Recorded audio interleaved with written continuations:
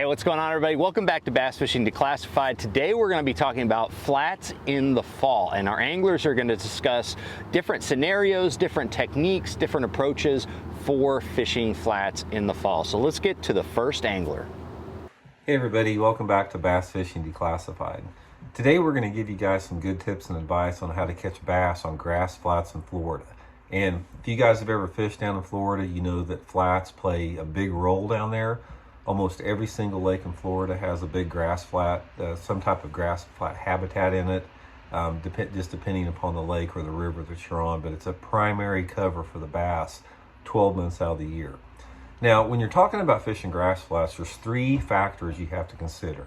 Number one is the water clarity, number two is the water depth of the flat, and number three is the density and type of vegetation that you have on it. A lot of the times, well, all the times actually, when you're fishing flats in Florida, you're talking about fishing aquatic vegetation. And that can be a wide range of stuff. It can be pepper grass, it can be eelgrass, it can be milfoil, some hydrilla, coontail, native grasses, just a mix of it. So you have to consider the type of grass and the density and how high it's growing to the surface, or if it's matted on the surface, because this is going to dictate your techniques along with the water clarity and the water depth with it. So for the most part, if you're dealing with, I'm going to sort of give you guys a foundation to build on. If you're dealing with aquatic vegetation that is barely growing off the surface, a lot of times in the cooler weather months, maybe it's coming off a foot or 3 feet above the bottom, this is a really good time of year to fish, you know, like some type of a lipless crankbait, a chatterbait, maybe slow rolling a spinnerbait over that type of stuff. You can catch some really big fish when that grass is just in the emergent state. Now, as the grass gets a little bit higher, as the water warms up a little bit, some of those same techniques will still play. You know, your chatterbaits, maybe a swim jig comes in, maybe fan casting with a weightless soft plastic stick bait or a wacky rig. Again, the spinner baits, you know, possibly some top waters depending upon how clear the water is. It's a wide range of techniques that can work there. And the final stage would be when the grass on these flats is matted to the surface. And at that point, you can catch them like fishing a frog or a buzz toad, or flipping and pitching, and some type of a matted, you know, heavy weight creature bait, something like that, in the holes in the grass. So a lot of this completely depends on the stage and the density and the location of the grass. Another thing you're going to find out about fishing grass in Florida is they don't really relate to edges like they do other type of cover. Now, in most bass fishing situations, edges are keys, like the edge of a break or a dock or a piece of wood cover. But in Florida, when you're fishing a grass flat, they get all over the flat. They just roam around out there. And there's certain places that they will set up on. A lot of it can be the combination of the depth, you know, the hardness or the softness of the bottom, the specific density of the grass. A lot of different stuff can concentrate bass in a certain area, and that's the big key. Once you locate bass on a flat in Florida, odds are you're going to catch a lot of bass within like a football field area of that area.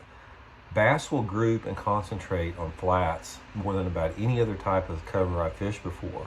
So one piece of advice I can give you is, once you do locate or get a couple bites, fish extremely slow, thorough within that particular area, because a lot of times you'll have dead areas in these flats that simply don't have any bass on them. Another thing to consider is the weather coming in, or the weather conditions really dictate technique and approach too. Based upon if it's cloudy or sunny or windy, that can dictate your techniques. In general, what you want to remember is, on your windier, low light days, fish your power baits and your moving baits, that type of stuff. And on the days when it's bright with not much wind, that's when you may have to slow down with a presentation, again, like a wacky rig, a Texas rig, something like that, to really get those bass that aren't quite as aggressive. But the main thing, guys, is just, if I could leave you guys with one piece of advice, it's really important, once you locate an area where you're getting a few bites in, stay in that area and just keep going back and forth and mix up your presentations. You know, make one pass with a chatterbait, make your next pass with a jerkbait, make your next pass with a lipless crankbait, then slow down and milk it with a slow bait. And that's the key to success on fishing offshore flats in Florida. See y'all next time. All right, guys, so here's my take on fall flats fishing. I live on the TVA, so Lake Chickamauga is my home lake, but I fish a lot of the other TVA lakes, and this pertains to a lot of different types of reservoirs around the country. But this time of year, late October, early November, a lot of the shad are in the backs of these big bays and big creeks, and you've generally got running water in the backs of these bays and creeks. You might have several little feeder creeks or something like that, or just one, but the shad are going to congregate on these shallow flats in the backs of these creeks, and they'll be relating to the creek channels, the drains, but for the most part these shad will start kind of just meandering around these shallow flats. And one of my favorite ways to target these fish is to throw small finesse baits that imitate shad. So one of the biggest keys is it can be really frustrating during the fall too, because the fish are so hyper focused on those little threadfin shad that they won't hit traditional tactics that may be shad imitators, but they may be too big. So what I like to do is I like to downsize, and I go down to like a small swim bait like this right here. This is a Z-Man minnows, and you can use a lot of different types of swim baits, but this is my favorite right here. And you can see I've kind of actually even cut it down even more to make it the same profile as the shad that are in the backs of these flats.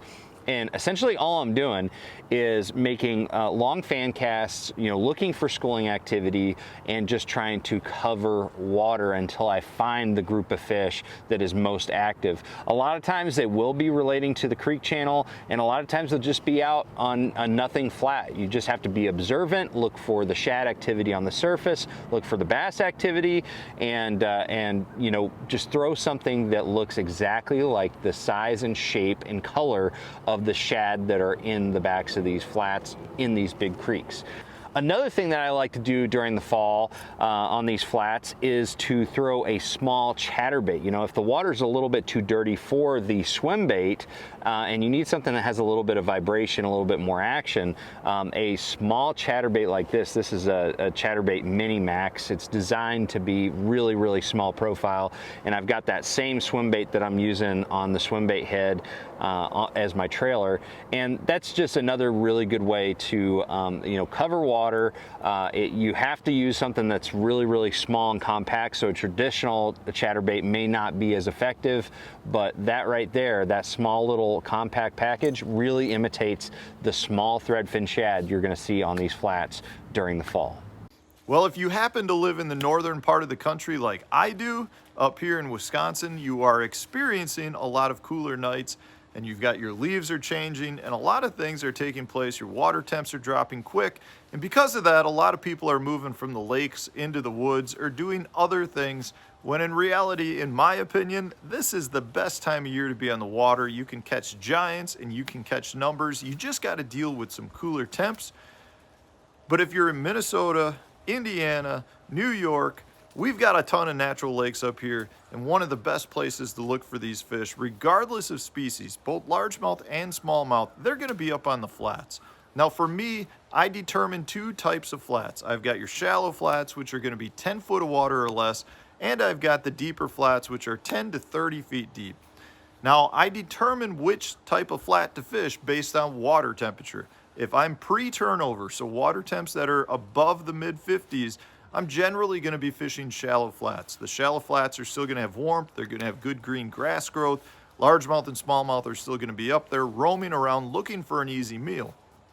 If I'm in turnover or post-turnover, which means I've got water temps that are in the mid to low 50s or cooler, at that point I'm going to concentrate on those flats that are in 10 to 20 foot of water, or even deeper depending on the lake.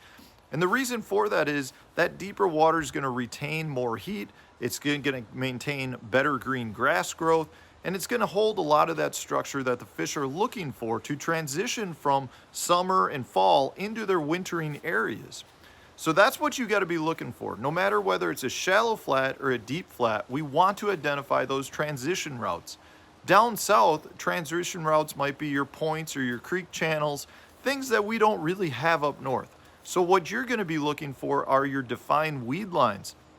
rock transitions where you have a sand to rock transition, a very defined edge, which happens on a lot of our clear bodies of water, and also deep breaking contour lines. And those are the main things that we have in northern natural lakes that the fish will use as travel routes. So having said that, that's a very simple way to break down those flats right off the bat. You can rule out acres and acres of just shallow, flat water because you got to look for your weed lines, contour lines, and rock transition. With water temperature that's still pre-turnover, so your upper 50-degree range, I like to cover a lot of water with a jerk bait. This is just a standard running Berkeley stunner. This is a bait that runs in that 6 to 8 foot range. Those are going to be your ideal strike zones on those shallower flats. At the same time, I'll always have a jig rigged up. This is a Luke Clausen compact pitch and jig by Dirty Jigs with a 3-inch Berkeley pit boss on the back. I'll have this tied up to fish any sort of hard targets that I come across on those shallow flats. Whether it's a single boulder, a dock, a lay down tree, those are going to be objects that the fish are going to be holding tight in, waiting to ambush bait that come by. Because remember, this is a time of year when they're going to be really feeding heavily. So those flats are going to have a lot of those objects that the fish are going to still be holding tight to. Now, after turnover, that's when I'll start getting into some of the deeper baits. Now, again, your jerk bait is going to be a phenomenal bait choice to throw on some of those break lines in deeper flats that are maybe in that 10 to 17 foot range. The thing I would recommend though is to go with a deeper diving model. You know, you can get most jerk baits now in a deeper diving model that will run an additional couple feet. With the Berkeley stunner, you can get it down to 10 to 12 foot depending on what line test you're using. If you want to get it deeper, I highly recommend dropping down to as far as 6-pound test fluorocarbon line. It's a great tip to get you a few extra feet with your jerk baits. At the same time, I still like a jig profile. And with a deeper flat, a lot of times your football jigs, this is just a Dirty Jigs football jig, again with a Berkeley Pit Boss trailer, will allow you to fish some of those deep transitions, those rock to gravel transitions or rock to sand transitions, as well as some of your deeper weed lines on lakes that have weed lines that are in that 17-foot range. A football jig can be an extremely efficient bait to cover that range. Now, if you gotta get a minnow imitating bait deeper and you can't get your jerk bait down into that 15, 20, 25 foot range, that's when I love to go with a small swim bait.